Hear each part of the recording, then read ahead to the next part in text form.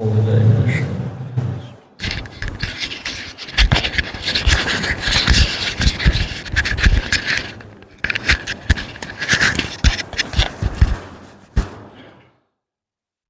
اللهم صل على محمد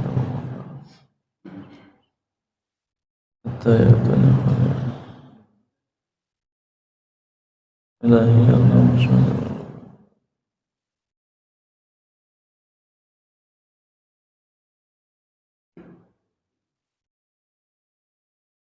لا إله إلا الله الملك الحق المبين محمد رسول الله صادق الوعد الأمين لا إله إلا الله الملك الحق المبين محمد رسول الله صادق الوعد الأمين لا إله إلا الله الملك الحق المبين محمد رسول الله صادق الوعد الأمين لا إله إلا الله الملك الحق المبين محمد رسول الله صادق الوعد الأمين لا إله إلا الله الملك الحق المبين محمد رسول الله صادق الوعد الأمين لا إله إلا الله الملك الحق المبين محمد رسول الله صادق الوعد الأمين لا إله إلا الله الملك الحق المبين محمد رسول الله صادق الوعد الأمين لا إله إلا الله الملك الحق المبين محمد رسول الله صادق الوعد الأمين لا إله إلا الله الملك الحق المبين محمد رسول الله صادق الوعد الأمين.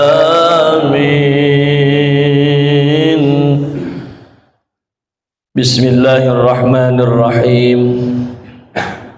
السلام عليكم ورحمة الله وبركاته.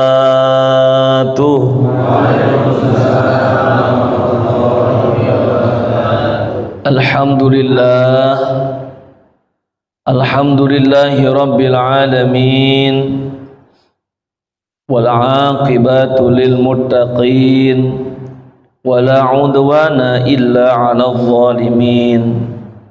أشهد أن لا إله إلا الله رب العالمين وأشهد أن محمدا عبده ورسوله أرسله رحمة للعالمين. اللهم صل وسلم وكرم على خير المرسلين سيدنا ومولانا محمد صلى الله عليه وسلم وعلى آله وأصحابه ومن تبعهم بإحسان إلى يوم الدين. سبحانك لا علم لنا إلا ما علمتنا إنك أنت العليم الحكيم. لا حول ولا قوة إلا بالله العلي العظيم. رب اشرح لي صدري ويسر لي أمري واحلل عقدة من لساني يفقه قولي. Rabbi zidni ilman nafi'a warzuqni fahma. Allahumma rzuqna fahman nabiyyin wa hifdzal mursalin wa ilhamal malaikatil muqarrabin bi rahmatika ya arhamar rahimin walhamdulillahi rabbil alamin. Hadiratul kiram, para alim ulama, para guru, para sepuh, bini sepuh, para tokoh, aparatur pemerintah, para hujaj, jamaah, mushola, al-barakah, bapak ibu, para orang tua yang saya hormati, mudah-mudahan kita semuanya dimuliakan Allah subhanahu wa ta'ala. Puji dan syukur kita panjatkan kehadirat Allah. Alhamdulillah wa syukru ala ni'amillah. Di kesempatan malam hari ini kita kembali bisa berkumpul, bertatap muka, duduk bersama dalam rutinitas agenda kita setiap sepekan sekali, tepatnya pada malam Ahad atau malam Minggu, yaitu kajian rutin membahas hadis yang menjadi referensi sekarang adalah masih dalam kitab Mukhtarul Hadis karangan Sayyid Ahmad Al-Hashimi. Ini yang harus kita syukuri karena ini adalah bentuk nikmat Allah, terutama nikmat iman Islam, nikmat sehat, nikmat panjang usia, dan nikmat luangnya waktu, sehingga kita semuanya bisa berkesempatan duduk bersama seperti ini. Maka mari kita ucapkan hamdalah kepada Allah. Alhamdulillahi rabbil alamin. Shalawat beriring salam selamanya terlimpah curahkan kepada Rasul sang panutan. Beliau adalah kekasih seluruh insan dan kita sangat merindukan. Beliau adalah nabi yang sering kita sebut namanya karena kita sangat-sangat mengharapkan syafaatnya. Beliau adalah habibana wa nabiyana wa maulana al-Mustafa Muhammad sallallahu alaihi wasallam. Mudah-mudahan kita termasuk umatnya yang mendapatkan syafaat dunia, terutama kelak di yaumul akhirat. Amin ya rabbal alamin. Allahumma salli wa sallim wa barik alaihi, sallu alaihi. Kita ulang salawat yang kemarin. Ahlan wa sahlan bin nabi,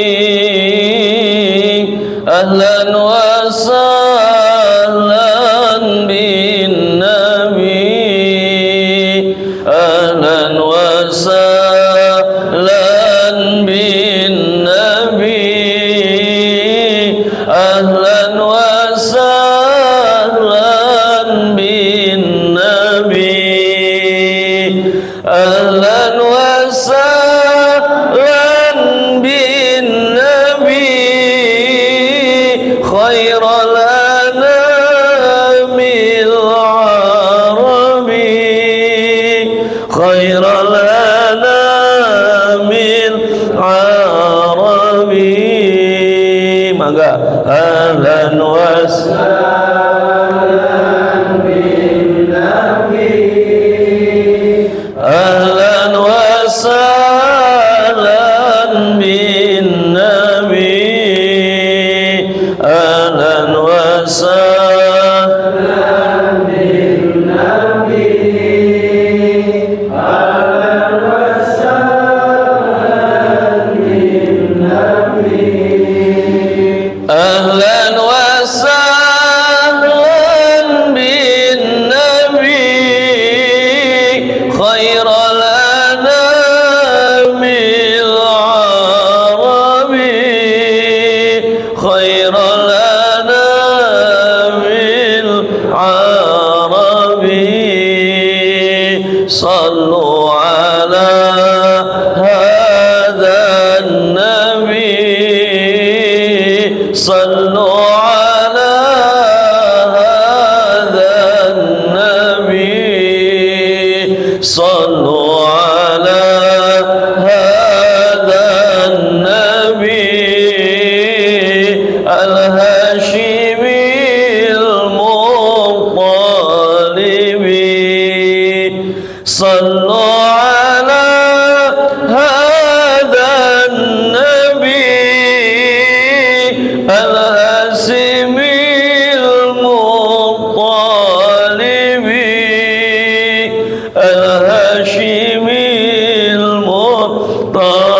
الظالمين أهلا وسهلا بالنبي أهلا وسهلا بالنبي أهلا وسهلا بالنبي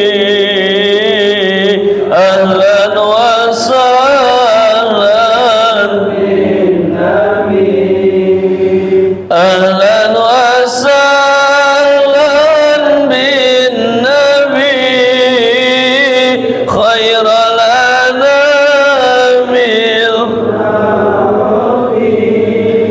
خير الأنام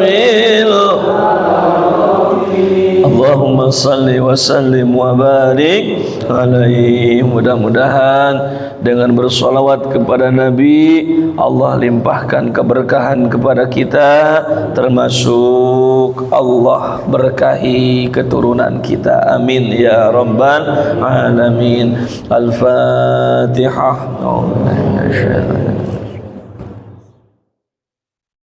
إياك نعبد وإياك نستعين اهدنا الصراط المستقيم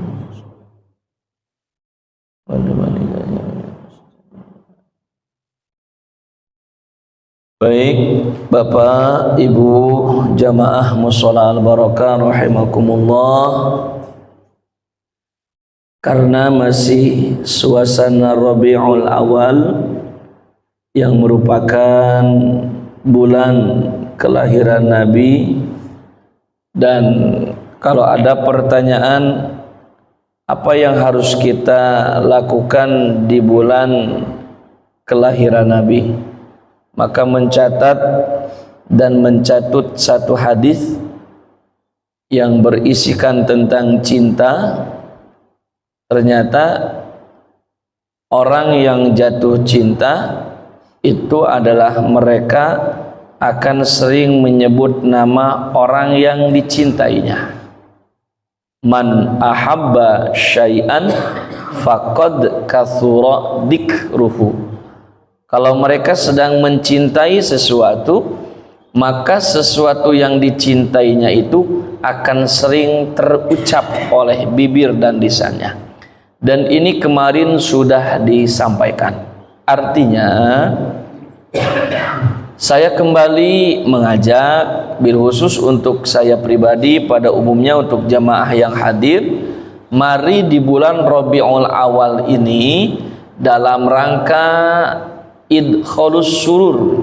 Idkhalus surur itu bahasa kitanya ikut berbahagia, menyambut bulannya lahir Nabi, maka perbanyaklah sholawat kepada Nabi Muhammad sallallahu alaihi wasallam. Kemarin sudah dijelaskan bahwa mereka yang akan paling duluan, mereka yang bakal pertama orang yang mendapatkan syafaat dari Nabi adalah mereka yang paling banyak bersolawat kepada Nabi. Dan ulama dalam keutamaan masalah sholawat di bulan Rabiul Awal ini harus lebih banyak. Satu lagi di bulan Rajab, artinya ketika kita berada di bulan Rabiul Awal ataupun di bulan Rajab, membaca sholawatnya kita kepada Rasulullah harus lebih banyak dibanding bulan-bulan yang lainnya. Ya, terus karena mengapa? Kemarin sudah disampaikan juga bahwa membaca sholawat itu kapanpun, dimanapun, siapapun boleh. Kalau kita melihat ilmu fikih, seorang ibu atau perempuan ketika dia berhalangan, mohon maaf, dilarang untuk sholat, betul? Dilarang untuk membaca Quran, betul? Tetapi tidak dilarang bagi mereka untuk bersolawat. Termasuk bapak-bapak yang dirahmati Allah. Ketika bapak mohon maaf, seandainya bapak punya hadas, mau hadas kecil ataupun hadas besar, tidak dilarang untuk bapak membaca solawat. Bahkan kalau kita dengar kisah ketika Nabi Isra dan Mi'raj, Dalam sebuah kisah diriwayatkan ketika Nabi Mi'raj itu naik, ya, maka Nabi di sana melihat seorang malaikat yang sedang sibuk mencatat, Pak, menulis. Sedang sibuk mencatat, menulis. Lalu didekati sama Nabi, "Hei malaikat, apa yang sedang engkau kerjakan?" Maka malaikat itu menjawab, "Ya Rasulullah, aku diciptakan oleh Allah dan ditugaskan oleh Allah untuk mencatat setiap kejadian di muka bumi.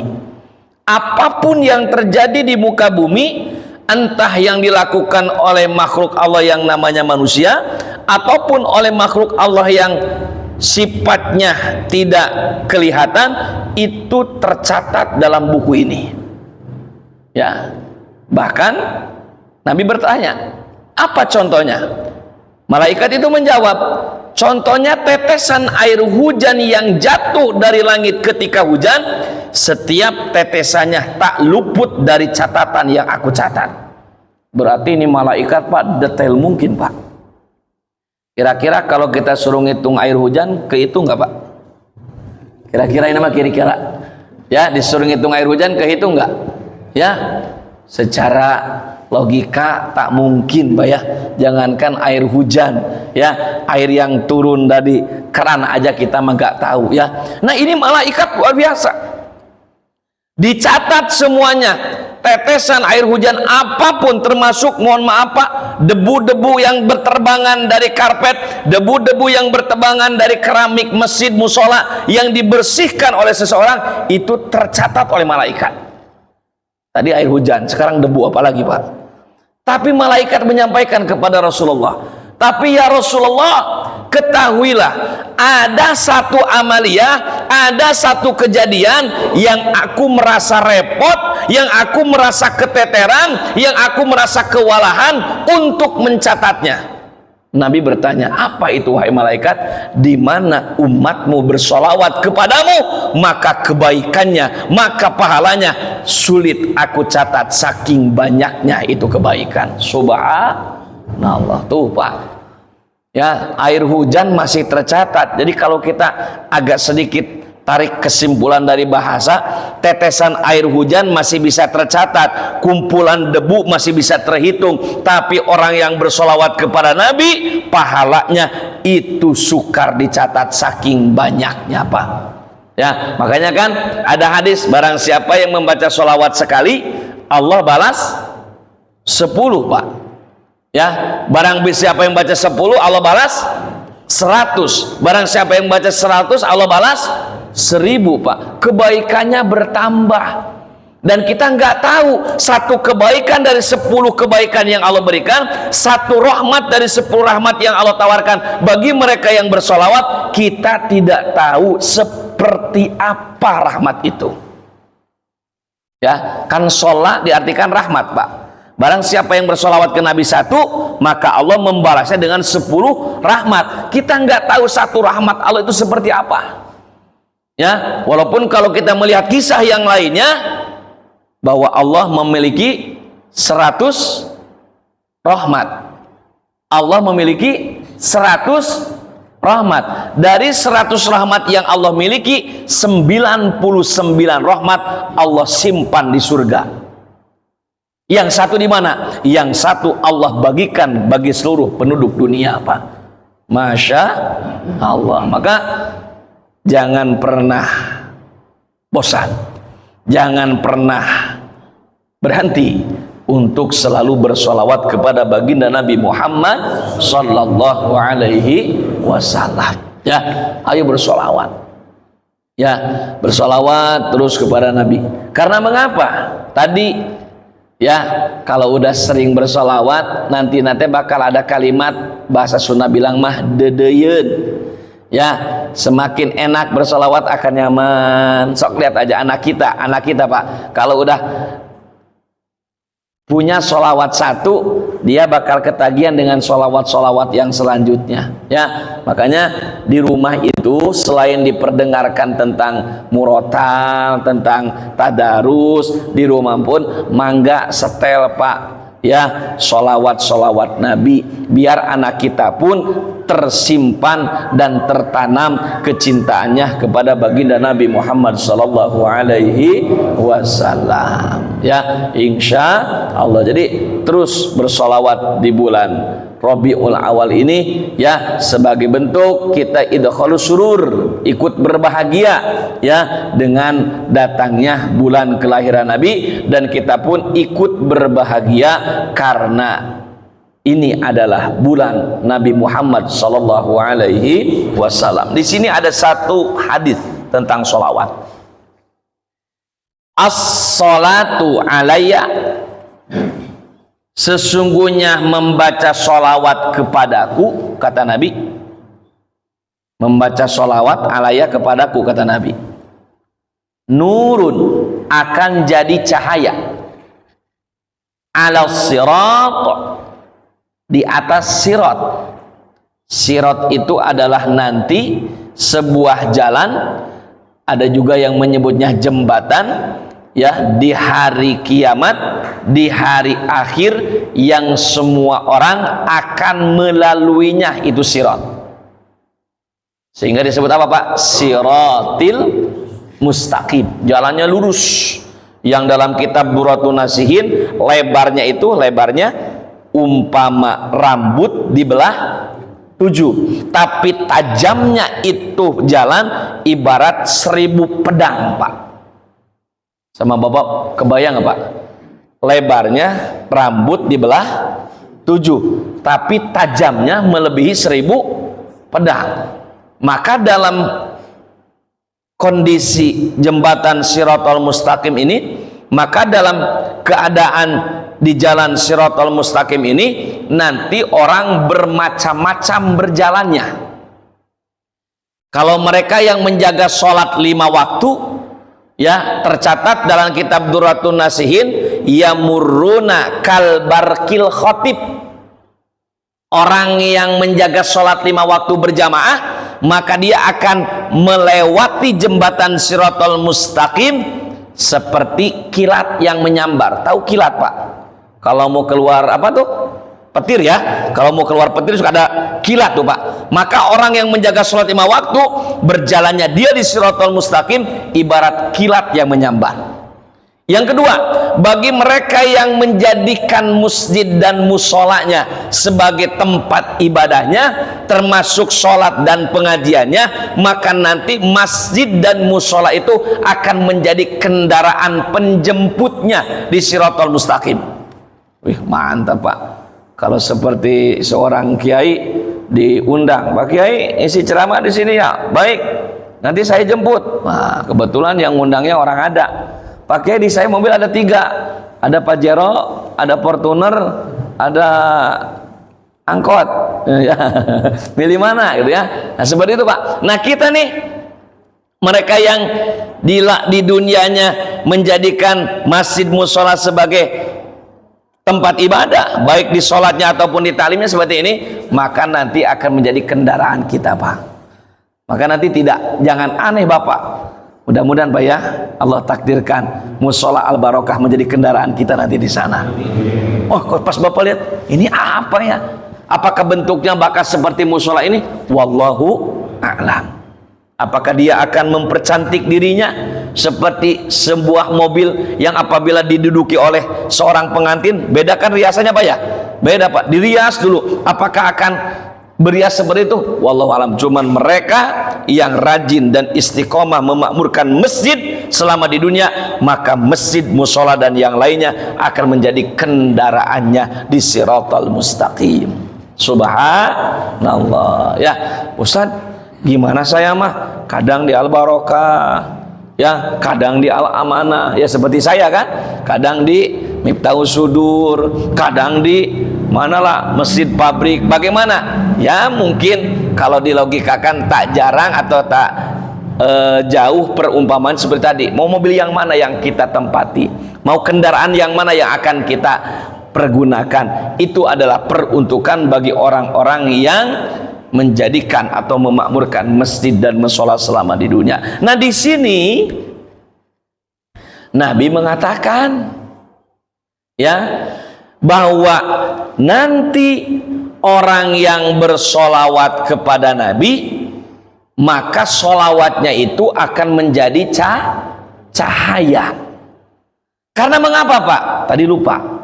Jembatan Shiratal Mustaqim ini, ya, bagi mereka yang mohon maaf pendosa dan tak bertaubat dari dosanya, ataupun bagi mereka yang naudzubillahi min dalik murtad dan kafir, maka Shiratal Mustaqim ini akan kelihatan gelap gulita.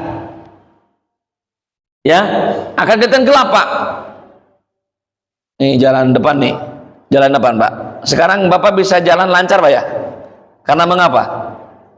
Ada cahaya. Coba kalau mati lampu. Tak jauh seperti itu Pak. Rumah kita aja, rumah kita. Kalau mati lampu Bapak lancar gak jalan?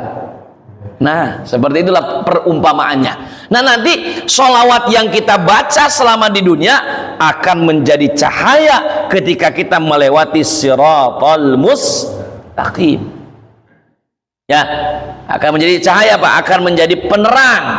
Ya, ketika kita melewati Shiratal Mustaqim. Terus ada lagi nanti orang yang ketika melewati Shiratal Mustaqim itu diberikan kendaraan seperti hewan. Hewan apa itu? Ternyata hewan itu adalah hewan yang selama di dunia dikorbankan dengan niat ikhlas takwa karena Allah Subhanahu wa Ta'ala. Bermacam-macam tuh Pak. Ya, nanti di Shiratal Mustaqim. Maka Shiratal Mustaqim ini para alim ulama, para tafsir hadis ataupun ulama-ulama lainnya mengatakan bahwa Shiratal Mustaqim ini akan dilalui oleh semuanya. Saya, Bapak, siapapun akan melewati ini. Bagaimana nanti cara kita melewatinya? Wallahu alam. Cuman semuanya tergantung amaliyah kita selama di dunia. Ada yang merangkak Pak, ada yang ngesot Pak, ada yang pelan Pak, ada yang lari Pak. Nanti beraneka ragam ya.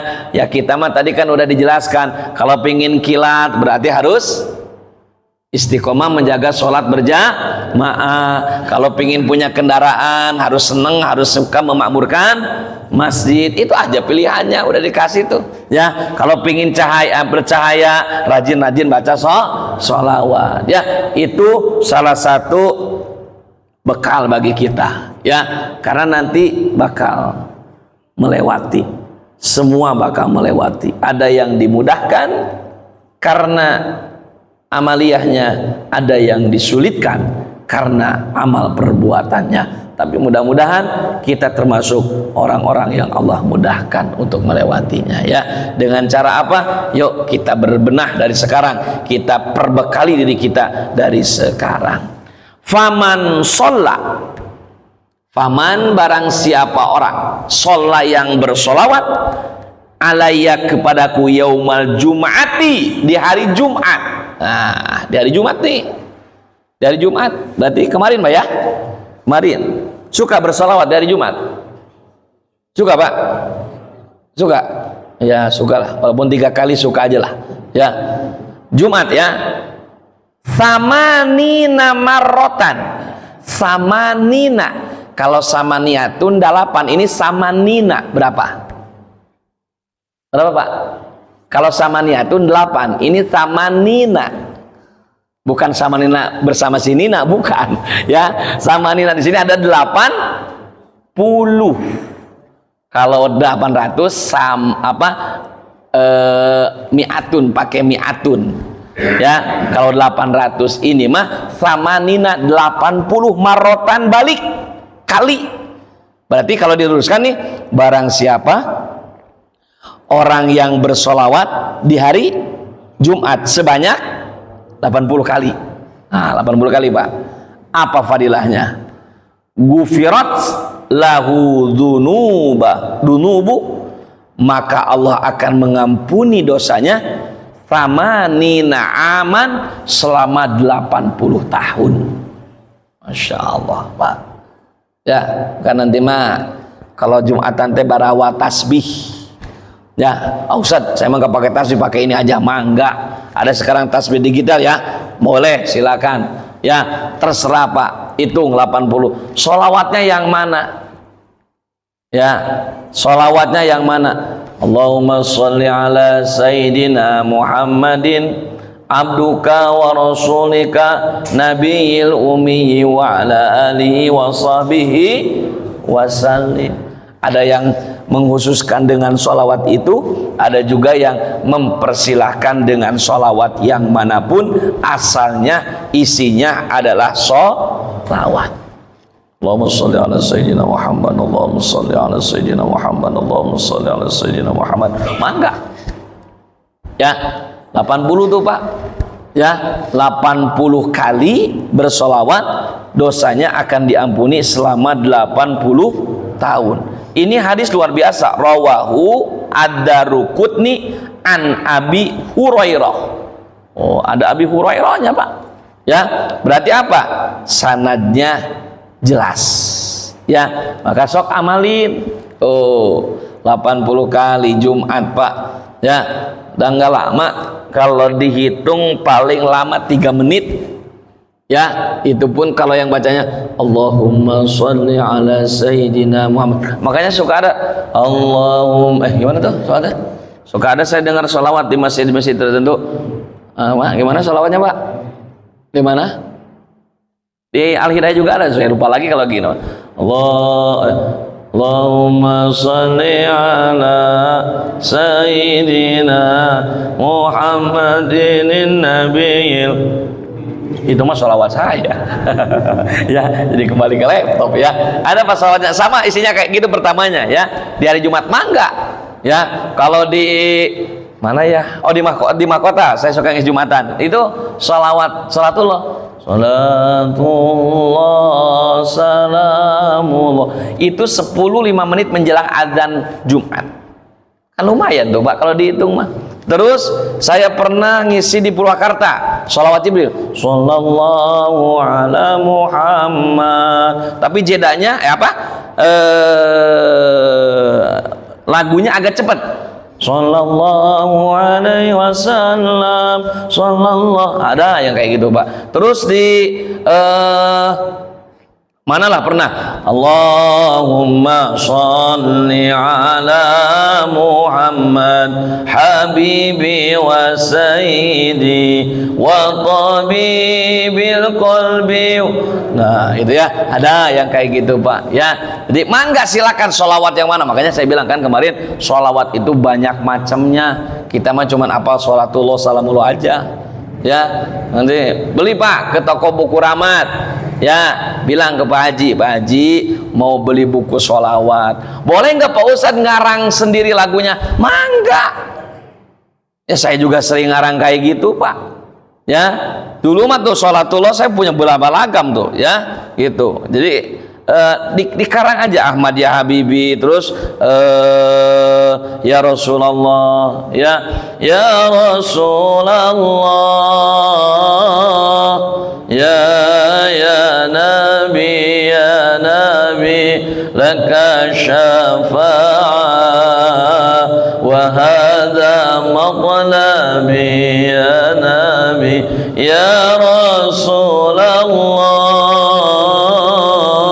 ya Nabi laka syafa'ah wa hadha matlabi ya.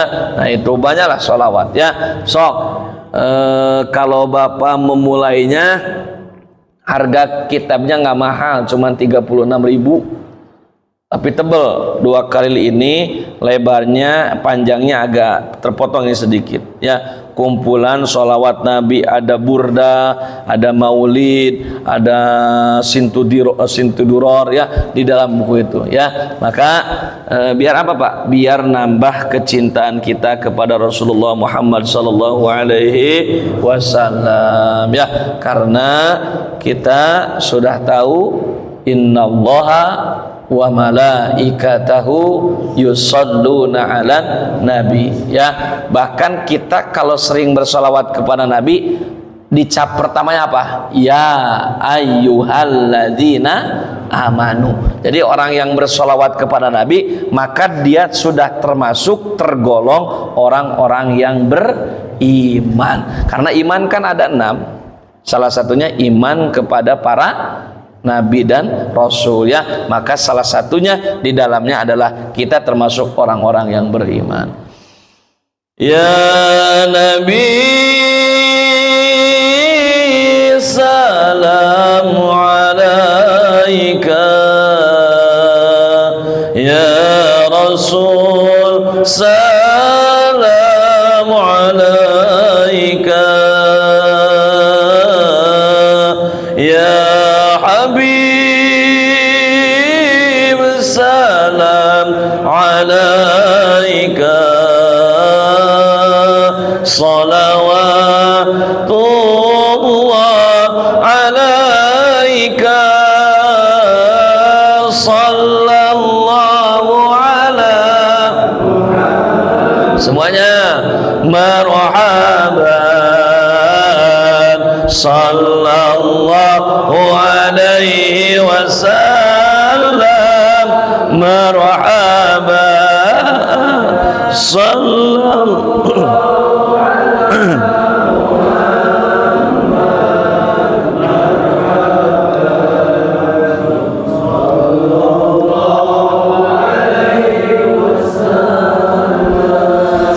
marhaban. Nah, ya, itu sholawat banyak Pak tuh, lagu-lagu sholawat kayak gitu, ya. Jadi biar hati menjadi lembut, ya. Ada dulu Ustadz Arifin Ilham kalau nggak salah, ya, membahas tentang 5 hikmah kalau kita sering bersolawat. Salah satunya kalau solawatnya sambil dinagmakan. Nagma itu ada lagunya, ya. Salah satunya apa Pak? Membuat lembutnya hati, ya, membuat lembutnya hati. Jadi hati kita jadi lembut dengan sering membaca sholawat, ya. Nah, itu saja mungkin untuk malam hari ini.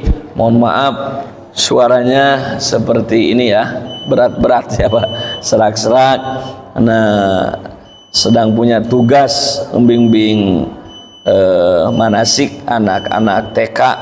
Kemarin 2 hari Kabupaten Bekasi, sekarang baru hari tadi dimulai Kabupaten Karawang. Nanti sampai hari Sabtu yang akan datang, ya. Tapi hari Sabtu juga masih teka-teki karena wallahu alam, ya. Tapi doanya, ya, biar sehat para obat semuanya, dan semuanya diberikan kesehatan oleh Allah Subhanahu wa taala. Intinya pesannya bil khusus untuk saya pribadi, sekali lagi, perbanyak membaca sholawat dimanapun, di kantor mangga, kantor, di rumah, di kendaraan, lagi nyetir bawa mobil, lagi bawa motor juga mangga, tadi salahkan, ya. Silakan bersolawat. Mudah-mudahan solawat itu dari kebiasaan kita membacanya sehingga hikmah dan manfaatnya dirasakan oleh kita. Apa hikmah dan manfaatnya? Kadang semua orang berbeda-beda. Ada yang Allah selamatkan dari musibah. Bahkan dulu kejadian sama kiai saya Pak, karena dia kalau jalan teh, kata beliau kalau berjalan itu tak putus membaca sholawat. Berangkat ke kebun, di kebun itu ditanami, ya, sedang nanam itu apa namanya, ubi Pak, ya, ubi, sedang namanya ubi. Tapi kebun yang ditanamin ubi itu pinggirannya adalah pohon bambu Pak, pohon bambu, ya. Itu lewat jalan Pak, pas jalan, ya, lagi jalan gitu Pak, ya, lagi jalan, keinjak, dikira itu batang bambu, ternyata itu ular Pak, ya. Tapi yang menjadi anehnya, ular itu diem Pak, keinjek itu ular itu diem, ya. Dan dia baru kaget itu ular setelah Pak Kiai lewat, ularnya baru berdiri Pak.